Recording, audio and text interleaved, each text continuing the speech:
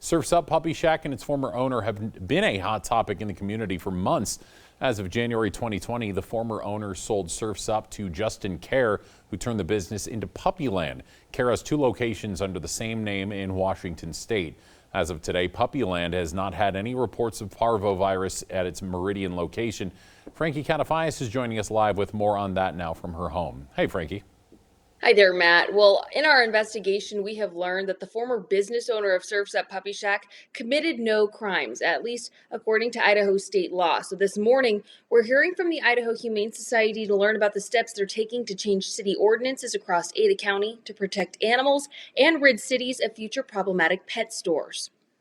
We absolutely want to see our dogs and cats taken care of in the Treasure Valley, and that means that we will fight to try to get a few ordinance changes put into place that we see as protecting them. After receiving numerous complaints about Surf's Up Puppy Shack, the Idaho Humane Society launched a formal investigation into the business. They found nothing illegal, finding Idaho law and Meridian City Code as they currently stand do not protect animals entirely. Animals are considered property, and so there's really not a whole lot of regulations as to what you can do or what happens when you have property. So they're pretty loose. Knowing that, but wanting to initiate a change, the Humane Society released a detailed survey to the community. Do people support an ordinance change? Is this something they're willing and wanting to go forward with? And if so, then that allows us to start a conversation with the city council and different city mayors. Banning retail pet stores is trending across the country, and in Idaho, it was the main issue on the survey that ran for about 1 month.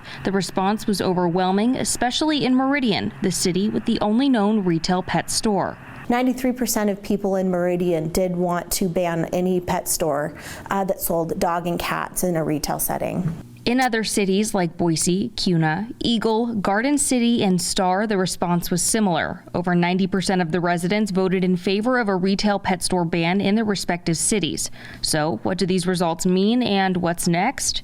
So what the survey was doing for us is basically to get some facts and some data so that if and when a city wants to talk to us about some possible ordinance changes, then we have some good solid data to bring forward. Luckily, city ordinances take less time to put in effect than something at a state level. Currently, the Humane Society is working with the city of Boise to put a new ordinance into place, and they're ready to work with others to do the same. If there's city council people that are interested in other cities in the Treasure Valley who would like access to this data to implement some ordinance changes, we are all ears and would welcome the conversation. The Idaho Humane Society adds that they are not against responsible breeders. In fact, they welcome them. Their focus is on unethical breeding and sourcing of animals. They encourage anyone looking to purchase a puppy to do their research before committing to an animal.